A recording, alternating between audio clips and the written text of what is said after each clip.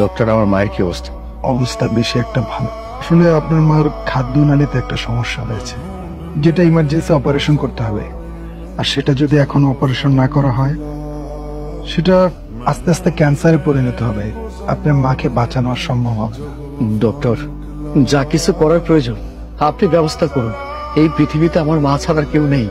আমার মায়ের যদি কোনো কিছু একটা হয়ে যায়, আমি নিজে বাঁচতে পারবো না। আপনি ব্যবস্থা করুন।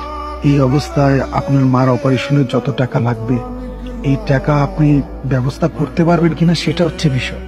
আপনি আমাকে বলুন, আমার মায়ের অপারেশনের জন্য কত টাকা দরকার? এই তো ধরুন 5 লাখ টাকা। তবে এই টাকাটা 1 সপ্তাহের মধ্যে ব্যবস্থা করতে হবে। যদি অপারেশনটা 1 সপ্তাহের মধ্যে না করতে পারি, তাহলে আর আপনার মাকে বাঁচানো যাবে না। যত তাড়াতাড়ি অপারেশনটা করা যায় রোগীর জন্য ততটাই মঙ্গল। 5 লক্ষ টাকা? 5 লক্ষ টাকা জোগাড় করতে হবে। এখন যদি টাকাটা অ্যারেঞ্জ করতে না পারেন, অপারেশনটাও হবে না। আর অপারেশন না হলে আপনার মাকে বাঁচাতে পারবেন। আপনি আমার মায়ের চিকিৎসার ব্যবস্থা করুন। আমি যেভাবে হোক 5 লক্ষ টাকা জোগাড় করবো। ঠিক আছে সাগর সাহেব, আপনি টাকাটা ম্যানেজ করুন, বাকিটা আমি দেখছি। তাহলে আমি এখন যাই। ঠিক আছে।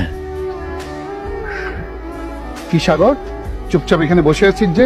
শুনলাম তোর মার নাকি অনেক বড় একটা অসুখ হয়েছে, অপারেশন করতে অনেক টাকা লাগবে, আর এই টাকার জন্য নাকি তুই বিভিন্ন জায়গায় ছুটে বেড়াচ্ছিস। হ্যাঁ চাচা, আপনি একদম ঠিক কথা শুনেছেন। আমার মা অনেক অসুস্থ, মায়ের চিকিৎসার জন্য অনেক টাকা দরকার। আপনি তো ভালো করে জানেন এই পৃথিবীতে আমার মা ছাড়ার কেউ নেই।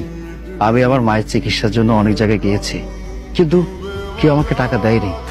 তাই আমি সিদ্ধান্ত নিয়েছি আমাদের যে বাড়িটা আছে, এই বাড়িটা আমি বিক্রি করে দেব। কিন্তু এই টাকা দিয়ে মায়ের চিকিৎসাটা হবে না। সেটা শুনেই তো আসলাম। আরে তোরে কতবার বললাম তুই আমার মেয়ে অথইকে ভুলে যা, তুই আমার কথা শুনলি না। তাই তোকে শেষবারের মতো একটা অফার করতে আসলাম। তুই যদি আমার মেয়ে অথইকে ভুলে যাস, তাহলে তোর মার অপারেশনের টাকার জন্য আর মানুষের দাঁড়ে দাঁড়িয়ে করতে হবে না।